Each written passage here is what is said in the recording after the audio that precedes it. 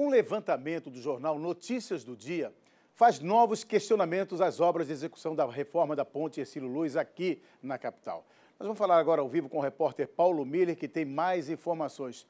Quais são essas novas informações, Paulo? Boa tarde, bom trabalho. Oi, Dino, boa tarde a você, a quem acompanha o Balanço Geral. Esse levantamento do Notícias do Dia, ele aborda a questão do atual contrato de restauração, que é a última etapa da obra da ponte Hercílio Luz, que é com a empresa portuguesa a Teixeira Duarte. Isso porque esse contrato ele não é alvo dessa ação do Ministério Público, que pede a devolução de 233 milhões de reais, mas ele está sendo analisado pelo Tribunal de Contas do Estado. Isso porque o governo de Santa Catarina fez a dispensa de licitação para contratar essa empresa. Encaminhou o processo para o Tribunal de Contas do Estado em dezembro de 2015. O então presidente do DEINFRA, ele chegou a ser ouvido já com relação a essa situação pelos técnicos do Tribunal de Contas do Estado e uma audiência deve estar marcada para analisar, ainda dar um parecer final em janeiro. De acordo com o jornal Notícias do Dia apurou, a área técnica do Tribunal de Contas do Estado tinha determinado que esse processo poderia ter sido feito até sem dispensa de licitação,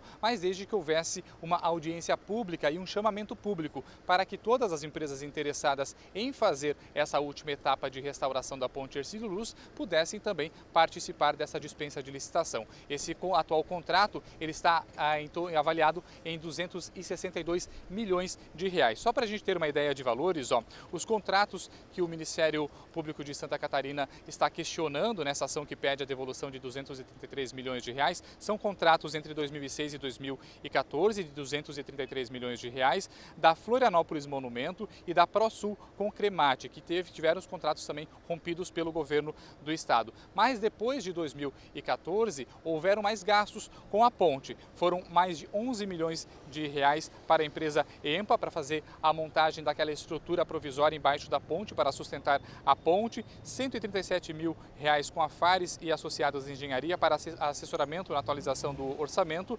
262 milhões de reais para a empresa Teixeira Duarte, essa empresa portuguesa que executa esse trabalho final, mais de 8 milhões e 500 mil reais para a empresa RMG Engenharia, que faz a consultoria para assessoramento no monitoramento e supervisão técnica das obras, e mais de 11 milhões de reais para a empresa Teixeira Duarte em forma de aditivos daquele contrato de 262 milhões de reais. Agora toda essa situação também está sendo analisada pelo Tribunal de Contas do Estado e é alvo também de questionamento e pode futuramente ser questionado inclusive pelo Ministério Público de Santa Catarina, que já moveu essa ação civil pública e pede o bloqueio de bens de 8 pessoas, 6 delas ex-diretores do DEINFRA, além de 4 empresas, no valor total de 233 milhões de reais. O governador Eduardo Pinho Moreira, durante a coletiva de imprensa, ele inclusive comentou sobre essa ação do Ministério Público de Santa Catarina, que envolve